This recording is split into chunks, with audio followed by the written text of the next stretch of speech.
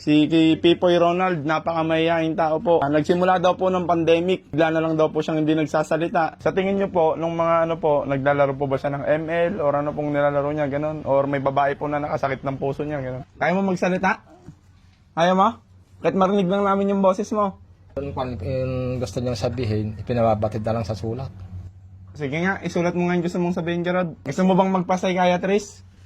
Papa-doktor? Diyan sulat mo, yung sagot mo.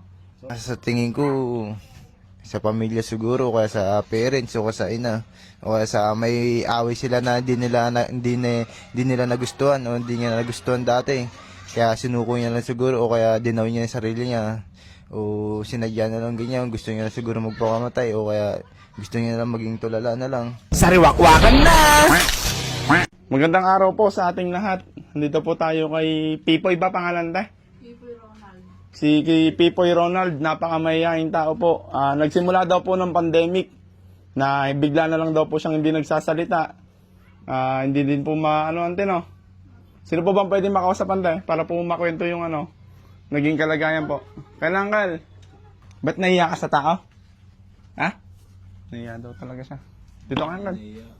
Ayan po, talagang ayaw niyang umarap sa camera. Nayo kanina, hinila pa namin nandun sa loob nagtatago. Bakit po ba naging ganyan siya, Uncle? Nung nag-umpisa ng pandemic yan, ganyan naman na. Yung sabi, stress daw. Saan naman po siya na-stress sa tingin niyo? Ewan ko ba kung ano yung pan niya. Yung sabihin, basta nung magmula ng pandemic, ganyan na yan. Sa tingin niyo po, nung mga naglalaro po ba siya ng ML or ano pong nilalaro niya, ganun? Or may babae po na nakasakit ng puso niya, ganun? Hindi ko alam kasi ang kasama niya si Ninong niya lagi. Halos.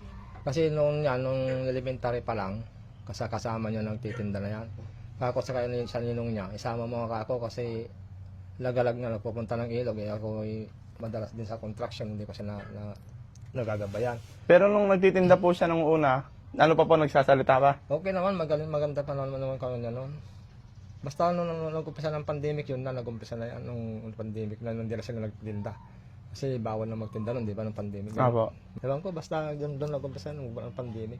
Hindi ko alam dahil hindi naman niya ako ang lagi niya kasama yung ninong niya nagtitinda sila ng bayan.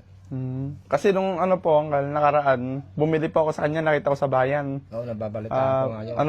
Parang inaabot niya lang yung tinitinda niya na, tinitinda niya? Popcorn. Popcorn, saka cotton candy, no? Hindi po siya, nagsasalita, tinatanong ko magkano, tinuturo niya lang yung parang nakapaskil doon na eh. Kaya mo magsalita? Ayaw mo? Kahit marinig lang namin yung boses mo. Ayun guys, nakapikit lang talaga. Gusto mo? Para gumaling ka, oh. Hindi, yung gusto niyang sabihin, ipinababatid na lang sa sulat. Sige nga, isulat mo nga yung gusto mong sabihin, Gerard. Meron po kayong papel dyan, saka ballpen. Paano nga po? Meron siya. Paano nga po, ante? Para maano natin kung anong sasabihin niya. Susulat ka. Sulat mo na lang anak. Suot mo sa palad ko. Oh. Yeah. Parang love letter, ah. Inaano sa may papel, saka sa Oo, parang love letter. Alam po ba kayong alam na naging jowa nito? Hindi, Sulat ka na, pagpapasulat ka na. hindi ko alam kasi lagi nga araw-araw silang titinda, gabi madaling araw, malis. Hindi ko nga alam kung over ng puyat o ano eh. Kasi madaling araw pa lang ginigising na, wala pang tulog. Pero nakakapagtinda naman po, no? Alam niya nang pumunta doon, no? Alam niya naman. Ba't kaya, Ayaw niya naman magsalita. Hindi ko alam kung baka na-discuss siguro, may niligawan o ano. Nabasted naman. Hindi niya may naisabi yung kanya. Kasi binata na eh. Dapat din may girlfriend na tala nila. Wala pa nga, wala pa eh. Ilan taon na po ba siya? Ano na, 23 na. 23. Nga, magsulat ka nga ng gusto mong sabihin. Ang alam ko sa kanila, nag-umpisa ng lagyan sa 16 gano'n. Mga ganun magsulat. Gusto mo bang magpa-psychiatrist? Papa-doktor? Diyan sulat mo, yung sagot mo. Sulat mo na. Gusto mo? Oh. Sila Ba't nakapikit po siya? Ayan ko ba? lang yan, ganyan. Nahihiya lang. Hindi, ayos naman pagkakaon. Ibig sabihin, naiwan ko pa kung ano nangyari. Yan na, sulat mo na yung gusto mong sabihin. Sobrang mayayain guys, no? Parang takot na takot po sa tao, no? Ayan nga. Hindi na, takot sa tao. Nahihiya. Ayawan, te. Gusto mo ba ganyan ka na lang lagi?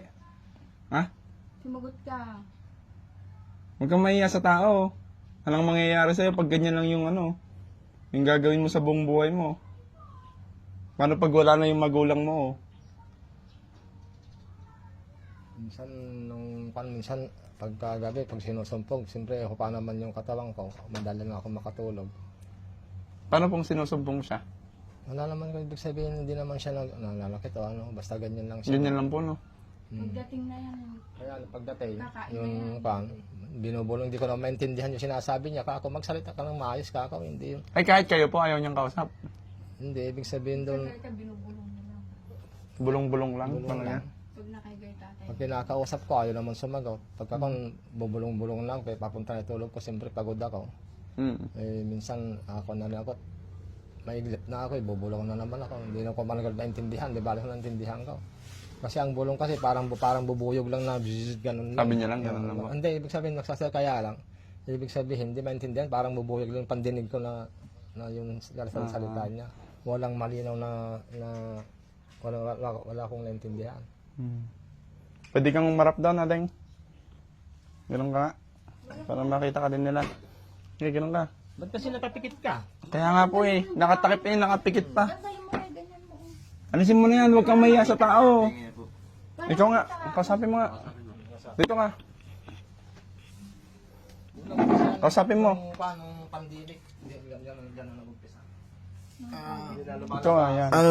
Ano bang problema? Nagkaganyan ka? Wala po. Mahirap po konto. Mahirap po kapag kon. Baka mas lalo po siyang po. Ma-depress po. Kapag kon. Kailangan natin ng magandang advice po. Sige, advicean mo Kung ano man yung pinaglalaban mo kung anong pinaglalaban mo, sana matupad mo yan para hindi ka na magkaganyan ulit, para malampasan mo, sana malampasan mo na lang yung mga pagsubok na dinadaanan mo. Yun na lang masasabi ko. Ang hirap na sobrang bigat siguro ang pinagdadaanan niya po. Sobrang bigat pa ng pinagdadaanan niya po, hindi niya na kayang tumingin sa ibang tao. Sobrang bigat ng pinagdadaanan niya niluyuko niya na lang, na parang sinuko niya na lahat. Sa tingin mo, bakit nagkaganyan siya? Sa tingin ko, sa pamilya siguro, kaya sa parents o kaya sa ina, o kaya sa may away sila na hindi nila nagustuhan o hindi niya nagustuhan dati. Kaya sinuko niya lang siguro, o kaya dinaw niya yung sarili niya, o sinadya na lang ganyan, gusto niya na siguro magpakamatay, o kaya gusto niya na lang maging tulala na lang. Kaya siguro ganyan na lang iisipin ko. Kung ako nasa katawan niya, sige, mag-away tayo. Sige, mag-away, awayin niyo ako, mag-away tayo. Pero sa oras na napuno ako, tutulala na lang ako, geto na lang ako. Hindi na ako kikibo kahit maraming taong binibidyoan ako, kahit mapanood ako ng maraming tao, hindi na ako kikibo. Ganun yun Tulala siya? na lang ako. Kaya naging ganun siya? Oo, parang ganun na. Kahit ako, ganun yung gagawin ko Pero lalaban ako. Kung ako noon doon, mapapaisip ako kung may nagmamahal pa ba sa akin, kung may sumusuporta pa sa akin, kung nakikita nila akong ganun, maawa ba sila sa akin, tutulungan ba nila ako, iisipin ba nila na hindi na talaga ako, yung baliw na talaga ako, isipin nilang ganun. Pero tutulungan pa rin kaya nila ako kahit baliw na ako, ay yung gusto kong sabihin sana. Ay, sana ganun na sana.